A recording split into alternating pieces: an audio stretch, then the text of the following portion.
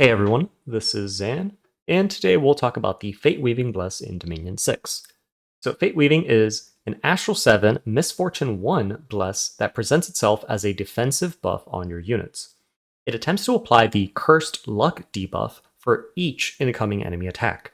Now this happens before the attack roll, but it also means that any damaging defensive buffs will affect the same attack that applied Cursed Luck. So for example, things like Poison Barbs, Fire Shield, or Blood Vengeance. How does Cursed Luck actually work? Well, when a unit with a Fateweaving Bless is attacked, its attacker must roll a magic resistance check against 16 or receive the debuff for 5 or 6 turns. Then, whenever that attacking unit, which now has Cursed Luck, is attacked in turn, they have a 50% chance to add a negative 6-sided dice to their defense roll to avoid that melee hit, and to their protection roll to reduce the damage of the melee hit.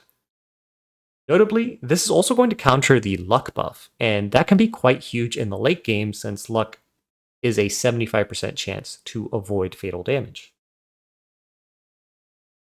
So what does Cursed Luck look like in action with kind of a lot of math? Let's say a 20 protection unit is hit by an 18 damage mace to the body. This roll will look like protection plus 2 6-sided dice versus 18 plus 2 6-sided dice. Now, with Fateweaving, we're going to add a negative 6-sided dice to the protection roll, changing it to 20 plus 2 6-sided dice minus 1 6-sided dice, of which the sum of all of these dice will have a minimum of 0. Now, let's plug in some numbers for the example. Let's say the 20 protection roll rolls a 1, a 4, and a 3 for the Fateweaving dice. Meaning in total, you're going to have 25 minus 3 for 22. And let's say the mace will roll 2 4s, leaving it to a total of 18 plus 8 is 26. In this scenario, the mace would have only hit for 1 damage. But because Cursed Luck reduced the protection roll by 3, it is now going to hit for 4 damage instead of 1. And so honestly, this damage is not really crazy. And on average, the average of a 6-sided dice is about 3.5. So really, it should give us an average 3.5 extra damage, except it's only half the time, which is not really the most ideal when you compare it to something like a Strength Bless. But where this Cursed Luck is going to shine, outside of countering luck, which is huge, is it's going to increase the damage of things that otherwise don't have damage increases or scaling. So things again like Fire Shield, Poison Barbs, Blood Vengeance, the ranged attacks of your supporting units, or even your other spells, and so on. A lot of people like buffing their heat and cold auras with this as well. Now, the next thing of Cursed Luck and where it can be useful is going to be armor defeating hits or critical hits. Critical hits occur when the 2d6 protection roll is a 2 or less. Essentially, that means that when the protection roll did the 2 6-sided dice, they both rolled a 1. Snake Eyes.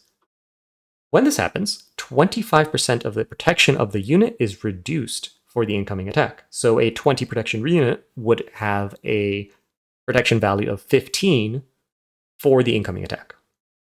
Piercing and armor piercing occur before this, so 20 protection hit by an armor piercing attack, like a crossbow, would have 9 protection in total. 20 times 0.85 times 0.5 times 0.75. A lot of fun. Essentially, this is going to reduce it down to 6. Now, I mentioned that I really like this bless when combined with Patala Naga Sacreds, and here's why. So, straight from the manual, we have that a protection roll of 2 always results in an armor defeating hit. A protection roll of 3 results in an armor defeating hit against targets with 50 or more fatigue. And a protection roll of 4 results in the armor defeating hit against targets with 100 or more fatigue. And obviously now, fatigue plays a large role in enabling these critical hits from happening, but specifically units that are immobilized or unconscious count as having 100 fatigue for this purpose. This is the Dominion6 Manual, page 61. And we're going to focus a lot here on units that are immobilized. Now, Naga have slow combat speed, and so they often attack second, meaning that the opponent that attacked them first will potentially have the Cursed Luck debuff. Then, the first attack of the Naga is going to be a Hypnotize effect, which, if it is successful, which is magic resistance check against 11, will now immobilize their target, reducing their defense, meaning all the further incoming attacks are probably going to hit, and the unit is counted as immobilized for critical hit purposes. And you can probably see where I'm going here. Because now they have 2 more attacks that both synergize very well with critical hits and Cursed Luck specifically. First, they have a high damage slashing weapon that tends to be inaccurate, but since their opponent is immobilized, it doesn't matter. And that slashing attack damage will do more damage once it passes the protection value. Second, they have a low damage piercing fang attack that applies a rider of a 15 damage poison. Now, often in the late age, that fang attack can't pierce armor. But on critical hit, because it is also piercing damage, it kind of does so easily. And if it does at least 1 damage, well, now poison comes into play. And the 15 damage that the poison does also benefits from Cursed Luck. So it's going to inflict even more poison than usual. Now, all of this is also counting the fact that any Naga in the back line are also firing their armor-piercing poison spit into the crowd. And if the targets they're shooting against happen to have Cursed Luck on them, well, that ranged attack is also benefiting from the Bless. So let's do some math now on why I believe this favors them a lot. So, using Claude AI for quick napkin math and to make a chart, we find that the chances of rolling a 2 or less on 2d6 is about 2.78, and the chances of 4 or less are 16.67. Fun times. All this math. But if we add Cursed Luck and we have that negative d6 dice, that 2 or less suddenly becomes a 37.5%, and the chances of 4 or less becomes a 62.5%, which is a massive increase in the chances of landing a critical hit. Just keep in mind that Fateweaving only happens half the time.